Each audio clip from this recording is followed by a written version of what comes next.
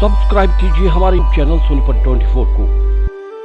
सबसे पहले लेटेस्ट खबरें देखने के लिए बेल आइकन को दबाइए। किसान की बेटी वर्षा का हरियाणा पुलिस में कांस्टेबल के पद पर चयन हुआ है। सोनीपत के गांव बैयापुर की रहने वाली वर्षा ने विपरीत परिस्थितियों में मेहनत करके मुकाम हासिल किया है। वर्षा ने बताया कि वो पिछले 18 महीने से ICS कोचिंग सेंटर से कोचिंग ले रही थी।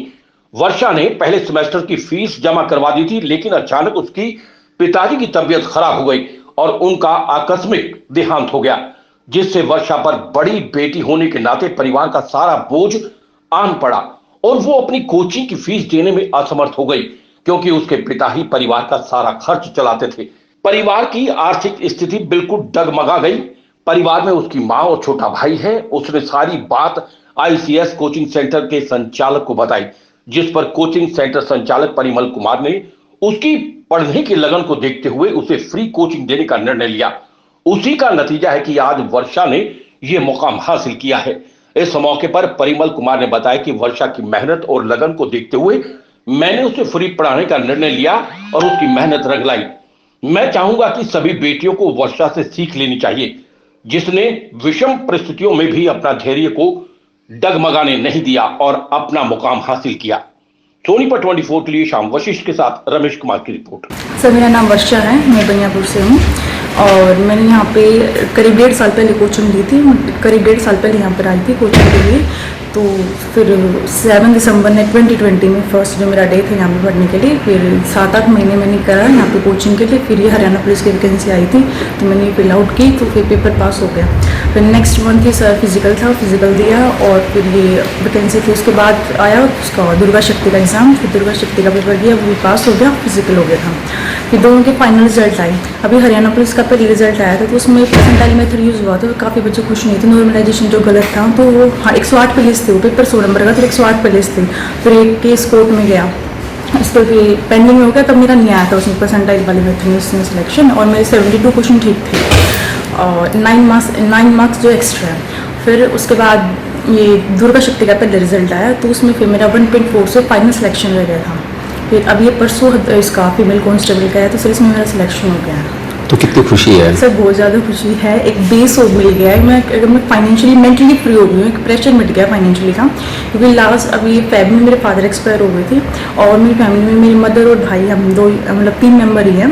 तो कोई अर्निंग सोर्स नहीं था अभी फादर के जाने के बाद, तो बिल्कुल नहीं। और बीमार भी थे, काफ़ी टाइम से बीमार थे, लेकिन अभी लास्ट 3 to 4 मंथ्स अक्टूबर नवंबर जब मेरा फिजिकल था ना, तब से वो मतलब बेड पे ही थे और हॉस्पिटलाइज थे। तो अक्टूबर से लेकर हम फेब तक का जो था वो गए तब तक, तो मतलब वो ज़्यादा मतलब घर में सिचुएशन ज़्यादा क्रिटिकल थी। फिर मैं फेब के बाद में नहीं आई, 1-1.5 महीना मतलब 15-20 दिन में नहीं आई। तो फिर मैं मार्च में फिर मैंने दोबारा सर से बात की, कंटिन्यू किया। तो फिर सर ने मेरी जो अभी सेकंड सेशन में तो सर ने मेरी फीस भी नहीं ली मुझसे और मेरा कार्ड बनवा दिया कि जब तक मतलब तेरा जॉब में लग जाती नहीं हो जाती तो पढ़ते रहे, जब तेरा मन करे देते ना जॉब लगने के बाद। तो और सर जो फर्स्ट सेशन जो मैं दिसंबर से लेकर 7 दिसंबर से लेकर जो मैं 21 तक था ना, जो मेरा 1 सेशन था, उसके बीच में लॉकडाउन लगा था अप्रैल में और मई में। तो वो भी मतलब मैं घर पे इतना ज़्यादा नहीं कर पाती थी और मतलब इतना मतलब घर में क्या रहता है ना कि आप मतलब थोड़ा लेजी हो जाते हो, मतलब एक ऐसी सिचुएशन हो जाए, मतलब जैसे सेंटर में पढ़ते हो घर की पढ़ाई में डिफरेंस तो होता है ना। तो मुझे लगा कि 2 महीने बहुत मतलब 3-4 महीने जो पढ़ते हुए थे तभी लॉकडाउन हो गया। मतलब तो दोबारा से ग्राफ नीचे हो जाएगा। तो फिर मैंने सर से बात की तो सर ने मुझे यहाँ पढ़ने की परमिशन दी। लॉकडाउन में मैं अकेली आती थी, पहले तो 2-3-4 बच्चे और थे, धीरे धीरे करते फिर वो कम हो गए, लेकिन मैं डे फर्स्ट से लेकर लास्ट तक आई। मैं संडे को भी आती थी यहाँ पे, तो 7-8 बजे सुबह आ जाते तो शाम को 3-4 बजे तक करके फिर 5 बच्चों को ट्यूशन पढ़ाती, 5 से 7 घंटे ट्यूशन पढ़ाती। पूरा लॉकडाउन के जो 2 महीने थे ना, उनके कारण आज मेरा मतलब इसमें सिलेक्शन हुआ है फाइनल, तो मैं हरियाणा पुलिस में, क्योंकि 2 महीने वेस्ट नहीं। उसके बाद फिर बच्चे आए जुलाई में, जून के इसमें मिड में से सेंटर ओपन हुआ, तो मतलब बच्चों में था कि भाई मोरल बच्चों को डाउन हुआ था कि 2 महीने इतना घर पे इतनी अच्छे से पढ़ाई नहीं पाती जिसे हम सेंटर में कर लेते हैं, वो डिफरेंस होता है। तो फिर उसमें मेरे वो 2 महीने वेस्ट नहीं गए, वो मेरे और तैयारी और ज़्यादा मजबूत हो गई, चीज़ें मैंने और ज़्यादा अच्छे से रिफाइन कर ली। क्योंकि जब लॉकडाउन लगा तब मैं पहले न्यू जनरल पढ़ती थी, मैं ऊपर ओल्ड जनरल में शिफ्ट ही हुई थी, मतलब 3-4 दिन हार्डली 1 वीक हुआ होगा तब लॉकडाउन लग गया था। तो फिर मैंने 2 महीने बैठ के फिर ऐप ले लिया था, तभी मैंने ऐप लिया था फर्स्ट टाइम, पहले क्लासेस लेते थे। तो फिर मैंने ऐप लेके फिर मैंने 2 महीने पूरा मैथ्स जैसे कि न्यू जनरल ओल्ड न्यू और कहते बेसिक और न्यू तो मुझे आता ही था। फिर मैंने ओल्ड जर्नी के दोनों बुक मैंने 2 महीने में बहुत बार कर दी, मेरा पूरा हो गया था। और जब मेरे साथ जो बच्चे आए थे ओल्ड में, तो उनका जुलाई में स्टार्ट होता है, जून में जब सारा लेकर कराते हैं, तो मैंने वो सारा कर लिया था पुरानी वीडियो से देख के। तो इसलिए फिर मैं अच्छे से प्रिपेयर हो गया। फिर बाद में मुझे प्रैक्टिस करनी थी और मैं मेन टीचिंग के लिए आई थी। मैंने डाइट कर रखी 12th के बाद दिल्ली से, डाइट राजेंद्र नगर। तो मेन टीचिंग का था मुझे। पुलिस में तो अगर मैं ऑनेस्टली बताऊँ तो मैंने इतना था नहीं, मुझे टीचिंग में ही जाना था, मेन ये था। लेकिन अभी वैकेंसी आई, फिर मैम ने भी गाइड किया कि भाई जॉब कोई भी छोटी बड़ी नहीं होती, आप कम से कम एक बेस हो जाएगा आपके पास, एक मतलब वो मिल जाएगा, बेस बन जाएगा। उसके बाद फिर आप कितना ही पढ़ते रहो, कितना ही करते रहो। तो फिर आपका सिलेक्शन हुआ है, तो इसके पीछे आईसीएस का कितना बड़ा हाथ है? सर बहुत रोल है। अगर मैं यहाँ पर नहीं आती तो मैं अगर हरियाणा पुलिस का तो मैं कह नहीं सकती। अगर मैं अपने घर पे पढ़ती या मैं कहीं भी लेती तो मैं यहाँ पे मेरा सिलेक्शन होता है। सर ने और मैम ने बहुत सपोर्ट किया मुझे, मतलब घर में भी प्रॉब्लम रहती, सर ने भी बहुत समझा। छोटी छोटी चीज़ें भी मैं सर के पास मैसेज करते थे, अब ये हो गया, अब ये हो गया, बहुत ज़्यादा समझाया है। और मैम ने भी बहुत ज़्यादा गाइडेंस दी। और 2 महीने जो थी ना, वो उन्हीं के कारण आज मैं यहाँ पे हूँ और आपने इंटरव्यू ले रहे हो। देखिए, 2 तरह के बच्चे हैं आज के समय। एक वो जो लोग सिलेक्ट होते हैं और एक वो लोग जो सिलेक्ट नहीं होते। अब जो बच्चे सिलेक्ट नहीं होते, उनके पास कुछ ना कुछ बहाना होता है कि मेरे परिवार की सिचुएशन अच्छी नहीं थी, फाइनेंस कंडीशन अच्छी नहीं थी, परिवार में मतलब कोई ना कोई बीमार रहते थे, पिताजी बीमार रहते थे, या घर का एनवायरनमेंट अच्छा नहीं था, या मैंने अच्छी जगह से कोचिंग नहीं ली।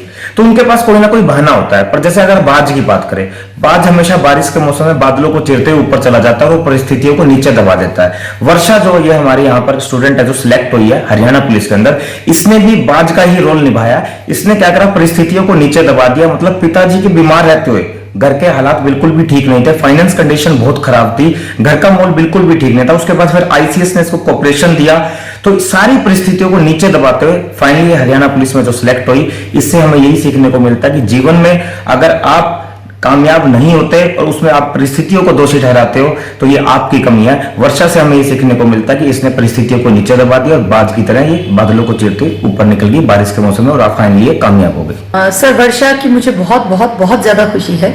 कारण वर्षा ने कुछ महीने पहले मुझे बताया था कि इसके फादर एक्सपायर हुए, काफी लंबे समय से बीमार थे, लगभग बेड रिडन थे। और अभी 4-5 महीने पहले जब वो एक्सपायर हुए तो वर्षा आई थी, बहुत परेशान थी, दुखी थी। जैसा आप जानते हैं, पिता एक छाया होते हैं परिवार के, और पिता का चले जाना परिवार पे एक बहुत बड़ी मुसीबतों का पहाड़ टूटता है। उस कंडीशन पे वर्षा जब एक ऐसा फील कर रही थी कि मैं क्या करूं क्या ना करूं, तब मैंने यही कहा कि पढ़ती जाओ वर्षा। दुनिया जो है उसके बहुत सारे रंग बदलते हैं, जो आपके ऊपर मुसीबतें आती हैं, लेकिन जिस दिन आप अपनी मेहनत से कामयाब होके दुनिया को दिखा देते हैं, तब सब रिश्तेदार, सब परिवार वाले, सब गांव वाले, सब जानकार आपके लिए पॉजिटिव हो जाते हैं। तो वर्षा ने उसी बात को कैरी ऑन किया, पढ़ती गई, मेहनत की। आज वर्षा हमारे बीच में है और वर्षा आज जो है नौकरी में इसका फाइनल सिलेक्शन हो गया है और पढ़ना ये जारी रखेगी। इसने अभी मुझसे बातचीत की थी, इसका कहना है कि इसका टारगेट टीचर बनना है।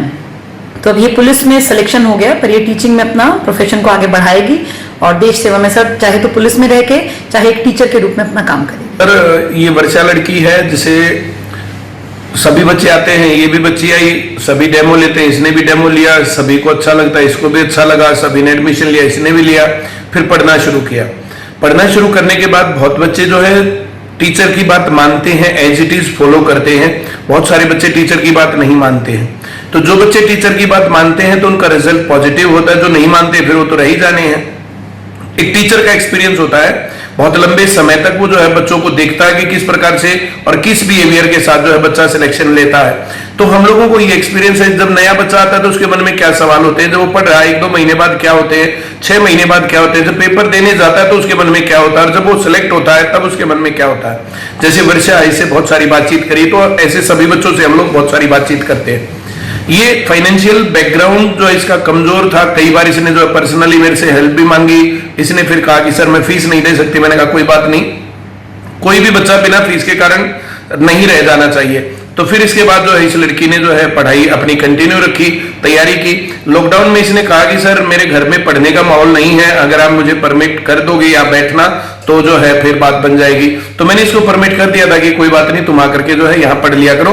और ये लॉकडाउन के दौर में भी यहाँ पर आकर के पढ़ती थी और आज इसका एक पॉजिटिव रिजल्ट है। शुरुआत में टीचर बनना चाहती थी, मैंने कहा कि जहां पहले मौका मिले वहीं पर सिलेक्ट हो जाओ। तो इसने टीचिंग को छोड़ करके टीचिंग में खैर जो है अब भी इसका इंटरेस्ट है, लेकिन हरियाणा पुलिस में इसको पहले मौका मिल गया, फाइनेंशियली इंडिपेंडेंट हो गई। अब इसके घर वालों का, बाकी लोगों का, समाज सोसाइटी का कोई प्रेशर नहीं है। इस फादर्स डे पर जो है इनके फादर नहीं है तो जो है पहला मौका है, तो कोई बात नहीं, इसने अपने फादर के जितने भी ड्रीम्स थे वे ड्रीम्स जो है कंप्लीट कर दिए हैं और मेरी शुभकामनाएं इसके साथ है।